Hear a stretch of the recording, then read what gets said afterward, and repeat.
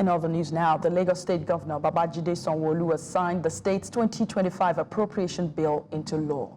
At an estimated 3.36 trillion naira, the budget is nearly 50% higher than last year's. News Central's Lekan Onabanjo tells us more. The Lagos State Governor Babajide Sanwo-Olu has signed the 2025 appropriation bill, earlier presented before the State House of Assembly, into law. The bill, tagged Budget of Sustainability, is a 3.366 trillion naira package that aims to address infrastructure, economic diversification, and other critical sectors. Governor Sanwo-Olu said the budget underscored his administration's commitment to prioritizing infrastructure, with 62% allocated to capital expenditure and 38% to recurrent spending, representing a focus on driving long-term investment while maintaining efficient delivery of essential services.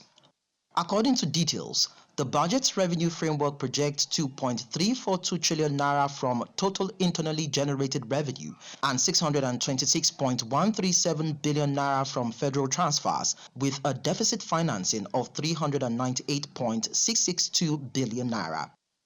The governor on November 21, 2024 presented a budget estimate of 3,535,938,198,401 naira. However, the State Assembly passed the 2025 appropriation bill, increasing it to 3,366,815,224,144 naira, stressing the imperative of developing the state's electricity, road infrastructure, and education, amongst others. Lagosians will be hoping that the 2025 budget will deliver on the promises of the Sanwo-Olu administration, while also improving the quality of life and pioneering the delivery of democratic dividends to all electorates. In Lagos for News Central, Lekan Onabanjo.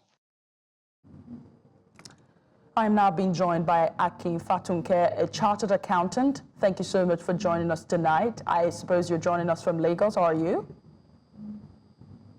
Yes, very much here in Lagos. Fabulous. So let's have this critical conversation. I'll start with the fact that 3.4 trillion naira sounds like a lot. And that's about 7% of the proposed 2025 national budget. Am I correct? Very correct. And some 48.5% increase over last year. Exactly. That's about 50% jump from last year's budget. I mean, what does this say about Lagos's economy? Let's start with that. It therefore says that sustainability and looking at key themes of infrastructure development, diversification, and social welfare. This fall sits well with the overall long-term goal of the Governor Sanwo-Olu's administration during his second term.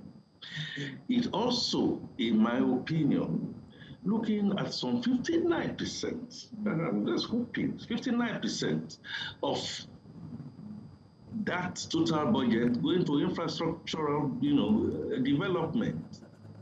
1.766 billion, that is huge. And those capital expenditure, we're looking at roads construction, road repairs, pedestrian infrastructure. Also looking again at an area of tourism and creative sector, whopping 908.7 billion. That looks basically at the economic affairs sector and aimed at global competitiveness, look at economic diversification, like I said, and creating inclusive growth. Environmental sustenance, again, which I must say, and I must give a kudos to the Lagos State government, leading the pack where they are talking about how can we make our environment sustainable. Yes, been a lot of pains to some people, but in the overall, it's getting naira there. When I talked about that, I'm talking about some 233.176 billion allocated to address climate change and what have you. And finally, social protection, right, some 47.77 billion to improve quality of life. I think that's a lot of numbers you're reeling out. It is very impressive. I think it's a great one for Lagos State. Great, Aki, and a lot of our viewers are saying that is fantastic. It is very progressive. But I have a few numbers I want us to look at right now, because numbers don't lie. Correct. See, last year, the money Lagos State made through its internally generated revenue was about 816 billion naira, and that's according to the National Bureau of Statistics. That's a 33.6% jump from the year before. Last year was considerably tough economically for the average Lagosian. So it means, despite the chaos economically that was going on, Lagos was still making money. What percentage of that came from income tax? Do you know? And I'm going somewhere with this conversation. I would rather say income tax, no, the IGR, more like the IGR, into income tax. Don't forget, we are getting into the arena where we're going to be looking at taxation and widening the scope of the tax nets at the federal level. No doubt about that. More keeps on coming, but the evasion and avoidance that has dovetailed that area is just not helped at all. So income tax, I just say, even when you talk about pay and then, associated tax, was minuscule. When you compare to this particular budget that we are trying to look at, that is robustly looking at about 1.97 trillion. Harnessing, in my opinion, creatively, all those creative aspects that Lagos State keeps on looking at, including tourism, including the creative economy that is booming like just name it. Right. And then looking at federal allocation, okay, maybe it's small, and at the end of the day, we'll have a deficit. Mr. Akinfatunke, thank you so much for your contribution to this story.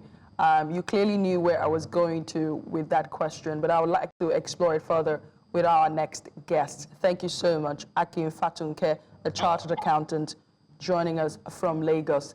Now let's bring in my next guest. Is Mr. Stepehen Ogundipe, a member of the Lagos State House of Assembly. Thank you so much for making the time to join us tonight. And I'm going to throw that question I asked Akinfatunke back again. I know Lagos is making a lot of money despite the economic crisis across the country and in the state itself. And I was explaining earlier that about 816 billion naira was made in this state last year through Lagos's internally generated revenue. But I would like to know how much of that money came from income tax. If you do not, we'll move on to our next question. Yeah, first and foremost, thank you once again for having me.